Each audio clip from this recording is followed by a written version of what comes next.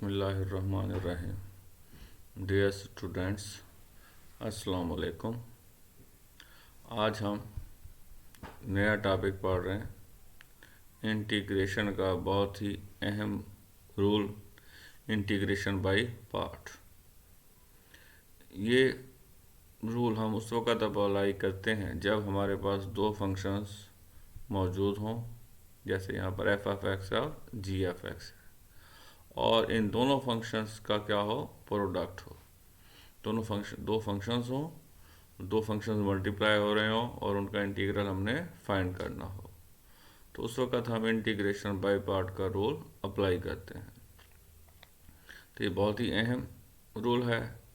आज मैं आपको सिर्फ इस रूल के बारे में ही बताऊंगा। तवज्जो से इसको सुने और बार बार इस लेक्चर को देखें ताकि ये आपको रूल क्लियर हो जाए। नेक्स्ट एक्सरसाइज में इसने यूज़ होना है, और next exercise examination point of view से मोस्ट इम्पॉर्टेंट एक्सरसाइज है। उसमें से लॉन्ग क्वेश्चंस भी आते हैं, शॉर्ट भी आते हैं, तो इसलिए इस रूल को अच्छी तरह देखें। तो अब इसमें जो याद रखने वाली बात है वो ये है कि एफ ऑफ एक्स हमारा फर्स्ट फंक्शन है, जी ऑफ एक्स हमारा सेकंड फंक्शन है। तो यहाँ पर देखिए मैंने लिखा हुआ है कि F of x first function है, जी ऑफ एक्स सेकंड फंक्शन है।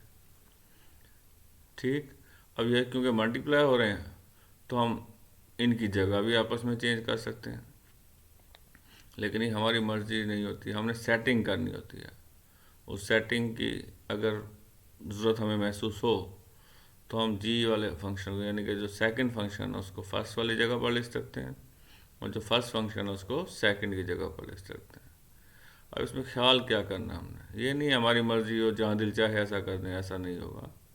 हमने क्या ख्याल करना है कि जो फर्स्ट फंक्शन है उसका डेरिवेटिव हमें मालूम होना चाहिए, और जो सेकंड फंक्शन है उसका इंटीग्रल मालूम होना चाहिए। ये हमने खास ख्याल रखना है। फर्स्ट फंक्शन का डेरिवेटिव हमें मालूम हो, सेकंड फंक्शन का इंटीग्रल हमें मालूम हो। तो इसको याद रखने के लिए मैं कहा करता हूँ कि आपने जो पहले पढ़ा है वो है डेरिवेटिव, जो बाद में पढ़ा है वो है इंटीग्रेशन। ठीक है, तो आपने जो चैप्टर्स पढ़े हैं, पहले आप डेरिवेटिव का चैप्टर पढ़ते हैं, फिर इंटीग्रेशन का चैप्टर पढ़ते हैं। तो सिंपल सी टेक्निक है याद रखने के लिए जो मैंने बनाई है वो ये है, क्योंकि आप पहले डेरिवेटिव पढ़ते हैं इसलिए पहला जो फंक्शन है उसका डेरिवेटिव आपको आना चाहिए। अब बाद में दूसरे नंबर पर आप क्या पढ़ते हैं, इंटीग्रेशन पढ़ते हैं, तो इसलिए दूसरा फंक्शन का इंटीग्रल आपको आना चाहिए। अगर ऐसा नहीं हो रहा तो फिर हम इनकी पोजीशन चेंज कर लेते हैं, दूसरे को पहला बना देते हैं, पहले को दूसरा बना देते हैं। ठीक है, तो ये बात आपने याद रखनी है। उसके बाद ये रूल वर्क कैसे करता है वो आपने याद रखना है। तो अब यहाँ पर जो आपको दिखाया गया है इसमें आप देखें तो यहाँ क्या हो रहा है, देखें कि हमारे पास दो फंक्शन है ना, एफ ऑफ एक्स और जी ऑफ एक्स। अब ये जो फर्स्ट फंक्शन है एफ ऑफ एक्स, तो वो यहाँ पर राइट साइड पर क्या हो जाएगा, सेम। जब इंटीग्रेशन बाय पार्ट का रूल अप्लाई करेंगे हम तो फर्स्ट फंक्शन सेम आ जाएगा। तो यहाँ देखेंगे लिखा है मैंने फर्स्ट फंक्शन सेम। उसके बाद जो ये सेकंड फंक्शन है जी ऑफ एक्स, इसका इंटीग्रल हो जाएगा। तो ये सेकंड फंक्शन का इंटीग्रल हो गया। तो यहाँ पर देख लें मैंने वही लिखा हुआ है, इंटीग्रल ऑफ सेकंड फंक्शन। फिर हम क्या करेंगे, माइनस का साइन लगाएंगे और इंटीग्रल का साइन लगाएंगे। फिर हमने हर सवाल में इस टाइप के माइनस भी लगाना है और इंटीग्रल का साइन भी लगाना है। ठीक, उसके बाद ये जो इंटीग्रल हमने फाइंड किया था ये वाला, ये इंटीग्रल यहाँ पर सेम आ जाएगा, ये इंटीग्रल यहाँ पर सेम आ जाएगा। तो ये बात यहाँ पर लिखी हुई देख लें, integral of second function same. जब ये काम हो गया तो फिर हमारे पास जो फर्स्ट फंक्शन है उसका डेरिवेटिव आएगा, फर्स्ट फंक्शन का डेरिवेटिव। तो ये हमारे पास क्या रूल है, इंटीग्रेशन बाय पार्ट्स। ये नया काम होगा हमारा। उसके बाद इस जगह पर ये जो पोर्शन हम कर रहे हैं इस जगह पर जो भी चीज़ बनेगी उसको सॉल्व करने के हवाले से आपके पास पहले से रूल्स मौजूद हैं, कोई नया रूल अप्लाई नहीं होगा। ठीक, यहाँ पर जो इंटीग्रेशन हमने करनी होगी उसको सॉल्व करने के लिए हमारे पास जो पुराने रूल्स आपने पढ़े 3.2 में, 3.3 में, वही रूल्स अप्लाई होंगे। ठीक है, तो इंटीग्रेशन बाय पार्ट्स सिर्फ एक स्टेप में समझो यूज़ हो रही होगी, उसके बाद इंटीग्रेशन का काम वही होगा जो आपने 3.2 में सीखा, 3.3 में सीखा। तो इस रूल को फिर देख लें क्या होता है इसमें कि हमारे पास जो फर्स्ट फंक्शन है, दो फंक्शंस का प्रोडक्ट है ना, तो हमने क्या देखना सबसे पहले कि फर्स्ट फंक्शन का डेरिवेटिव हमें आता है, सेकंड फंक्शन का इंटीग्रल हमें आता है। अगर ऐसा हो रहा है तो हम इंटीग्रेशन बाय पार्ट अप्लाई कर सकते हैं। ठीक है, फिलहाल आपने ये बातें याद रखनी है, कुछ और बातें भी हैं जो मैं बाद में आपको बताऊंगा। फिलहाल बेसिक लेक्चर में आपको ये याद होना चाहिए कि फर्स्ट फंक्शन का आपको डेरिवेटिव आता है, ये आपने चेक करना है। सेकंड फंक्शन का इंटीग्रल आपको आता है, आपने ये चेक करना है। अब अगर ये दोनों बातें पूरी हो गई हैं तो अब आप इंटीग्रेशन बाय पार्ट का रूल अप्लाई कर सकते हैं। अब उसका अप्लाई कैसे होगा ये आपने ख्याल करना है। फर्स्ट फंक्शन जो है ये सेम आ जाएगा। ठीक, तो ये वर्ड्स में मैंने नीचे लिखा फर्स्ट फंक्शन सेम। उसके बाद ये जो सेकंड फंक्शन है इस फंक्शन का इंटीग्रल हो जाएगा, तो सेकंड फंक्शन का इंटीग्रल लिख दिया हमने। फिर क्या करते हैं, माइनस के साथ इंटीग्रल का साइन लगाते हैं, माइनस के साथ हमेशा इंटीग्रल का साइन लगाएंगे।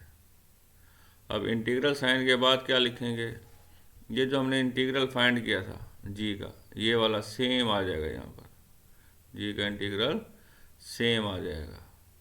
ठीक है, और जो फर्स्ट फंक्शन है इस फर्स्ट फंक्शन का डेरिवेटिव आ जाएगा। ठीक है जी, जो हमारा फर्स्ट फंक्शन था उस फर्स्ट फंक्शन का क्या होगा, डेरिवेटिव आ जाएगा। तो ये रूल है जो हमने अप्लाई करना है, इसको बार बार देखें समझें, फिर हम जब क्वेश्चन करेंगे तो ये मज़ीद क्लियर हो जाएगा। लेकिन फ़िलहाल आपने इसको तवज्जो से देखना है बेटा। तो अब इसमें कुछ बातें जो याद रखनी है आपने, वही बताने के लिए अब ये देखें, integration by part is used, मतलब इंटीग्रेशन बाय पार्ट का रूल जो है वो यूज़ होगा कब, when there is product of two functions in the integrand, यानी कि जिस फंक्शन का इंटीग्रल हमने निकालना है वहाँ पर दो फंक्शंस का क्या होगा, प्रोडक्ट होगा। ये बात मैंने आपको बताई है, ये आपने याद रखनी है। उसके अलावा और जो बात आपने देखें कि जो इंटीग्रेशन बाय पार्ट्स में दो फंक्शंस हमारे पास जब होंगे तो उसमें अगर लॉग वाला फंक्शन आ जाए तो उसको हम हमेशा फर्स्ट फंक्शन लेंगे। ठीक, इसी तरह टिग्नोमेट्रिक फंक्शन, जो इन्वर्स टिग्नोमेट्रिक फंक्शन नहीं, इन्वर्स टिग्नोमेट्रिक फंक्शंस, उनको भी हमेशा हम फर्स्ट फंक्शन के तौर पर लेते हैं। ये बात आपने याद रखनी है, मतलब ये जब भी आपको नज़र आए तो आपको सोचने की ज़रूरत ही नहीं है, लॉग वाला फंक्शन नज़र आ जाए या इन्वर्स टिग्नोमेट्रिक फंक्शन नज़र आ जाए तो आपको बगैर सोचे आपको पता होना चाहिए कि इसको हमने सिर्फ फर्स्ट फंक्शन ही लेना है। ठीक है, ये सेकंड फंक्शन के तौर पर काम नहीं करते, क्योंकि सेकंड फंक्शन का इंटीग्रल हमें मालूम होना चाहिए। तो लॉगरिथमिक फंक्शन और इन्वर्स ट्रिग्नोमेट्रिक फंक्शंस के इंटीग्रल्स हमें मालूम नहीं होते। मालूम ना होने का मतलब क्या है कि फार्मूले के तौर पर हमें नहीं आते, इसलिए हम इनको सेकंड फंक्शन नहीं ले सकते, क्योंकि सेकंड फंक्शन वही आता है जिसका इंटीग्रल हमें मालूम हो।